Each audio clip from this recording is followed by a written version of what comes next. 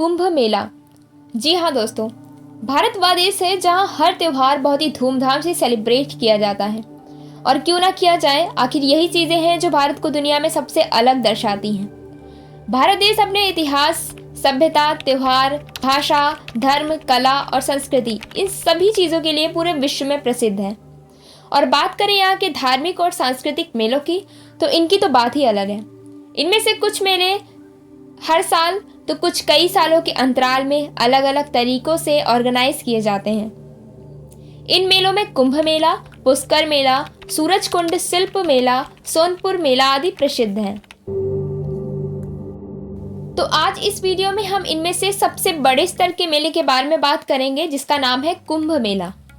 कहीं ना कहीं आपने इस मेले का नाम जरूर सुना होगा, और क्यों नहीं सुनेंगे, आजकल हर न्यूज चैनल में इसे दिखाया जो जा रहा है। हमारे मोबाइल फ़ोन में भी आपने कहीं ना कहीं इसका कोई ना कोई वीडियो ज़रूर देखा होगा। और आपको जानकर खुशी होगी कि बहुत जल्द यह मेला हमारे प्रयागराज में ऑर्गेनाइज किया जाने वाला है।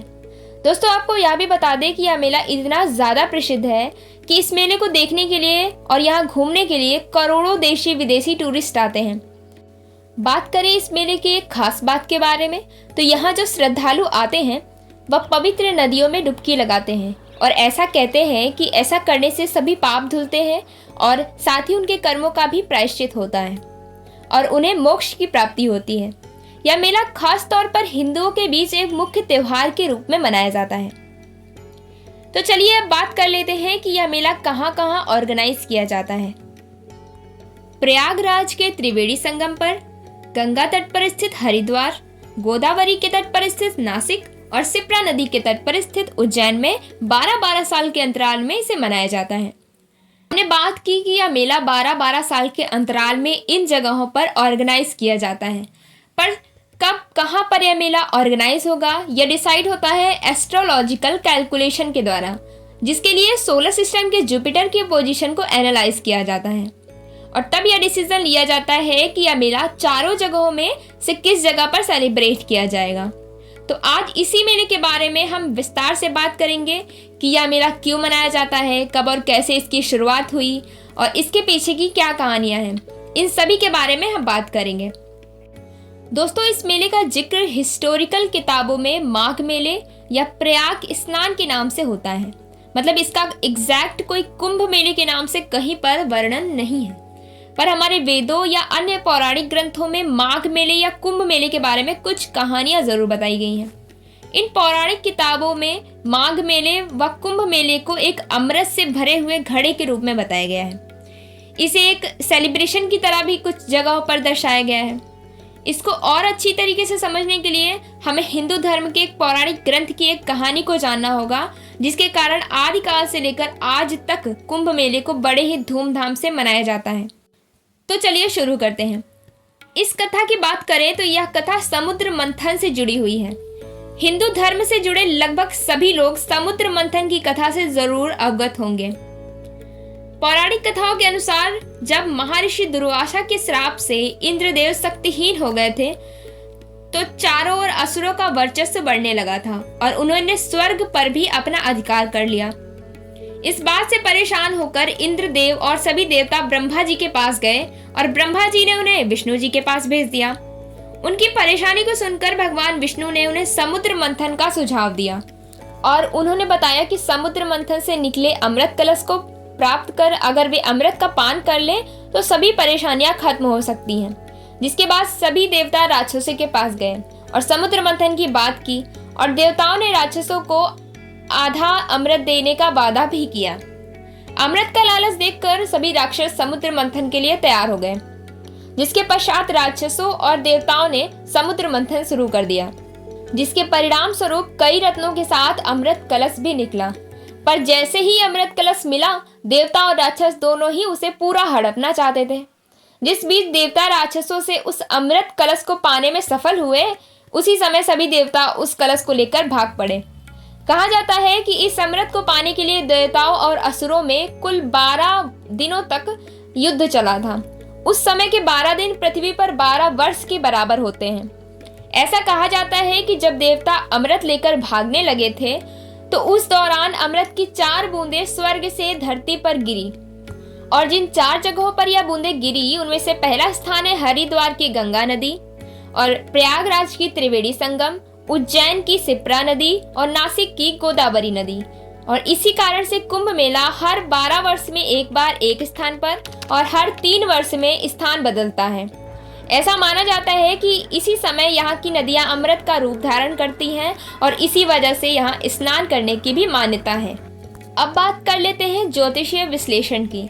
तो इसके अनुसार यह मेला मकर संक्रांति के दिन प्रारंभ होता है, जब सूर्य और चंद्रमा वृश्चिक राशि में और बृहस्पति मेष राशि में प्रवेश करते हैं। और मकर संक्रांति में बनने वाले इस योग को कुंभ योग कहते हैं। और इस दिन को विशेष मंगलकारी माना जाता है, क्योंकि ऐसा माना जाता है कि इस दिन पृथ्वी से उच्च लोगों के द्वार खुलते हैं और इसलिए इस दिन स्नान करने से आत्मा को उच्च लोगों की प्राप्ति हो जाती है और इसका हिंदू धर्म में बहुत अधिक महत्व है। दोस्तों, कुंभ का शाब्दिक अर्थ होता है घड़ा या बर्तन। यह वैदिक ग्रंथों में पाया जाता है। और मेला शब्द का अर्थ है किसी एक स्थान पर मिलना, एक साथ चलना या फिर विशेष रूप से सामुदायिक उत्सव में उपस्थित होना। ये शब्द ऋग्वेद और अन्य प्राचीन ग्रंथों में भी पाए जाते हैं। इसके अनुसार कुंभ मेले का अर्थ है अमृत का मेला। तो दोस्तों चलिए बात कर लेते हैं इतिहास के पन्नों में इसके उल्लेख की। तो दोस्तों आपको बता दें कि एग्जैक्ट कुंभ मेले का जिक्र किसी भी हिस्टोरिकल रिकॉर्ड में नहीं मिलता है, लेकिन जैसा कि मैंने बताया कि ऋग्वेद में इसका उल्लेख प्रयाग के पवित्र नहान पर्व के रूप में किया गया है। इसका मतलब है पवित्र नदियों में स्नान करने का इतिहास काफी लंबे समय से हमारे देश में चलता आ रहा है।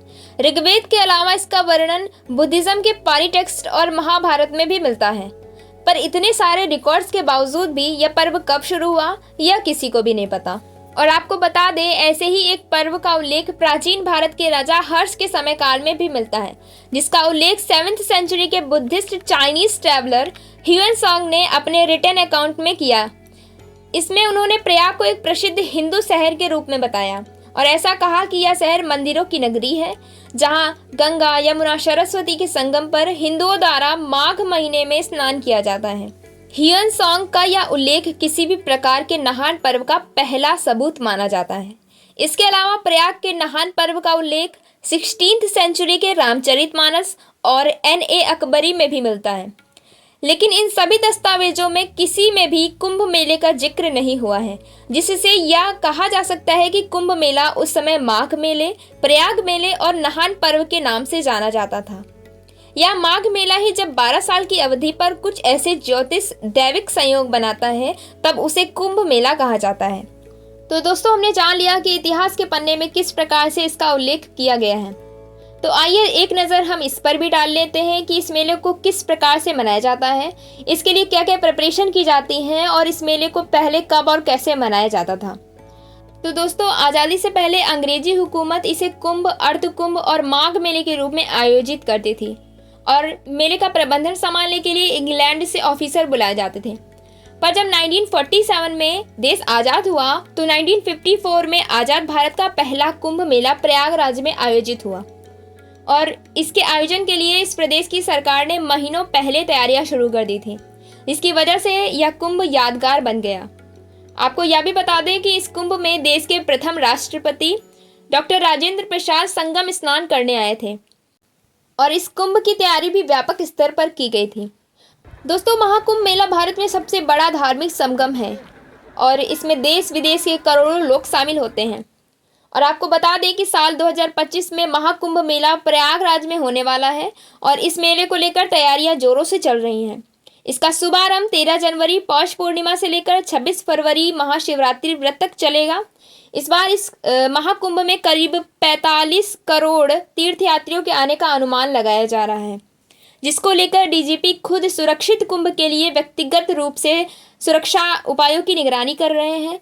इससे पहले साल 2013 में प्रयागराज में महाकुंभ मेला लगा था। तो दोस्तों यह थी कुंभ मेले की कहानी, जिसमें हमने जाना कि कैसे यह मेला आदिकाल से लेकर अब तक आयोजित होता चला आ रहा है। और आपको बता दें कि जो 2025 में होने वाला महाकुंभ मेला है उसका महत्व बहुत ज़्यादा है। धार्मिक मान्यता है कि इस मेले में स्नान व ध्यान करने से सभी पाप नष्ट हो जाते हैं और व्यक्ति को जन्म मरण के बंधन से मुक्ति मिल जाती है और भारत में इसे बहुत ही ज़्यादा धूमधाम से मनाया जाता है। इसे एक त्योहार के रूप में सेलिब्रेट किया जाता है। तो जानकारी अच्छी लगी हो तो वीडियो को लाइक करें, चैनल को सब्सक्राइब करें। धन्यवाद।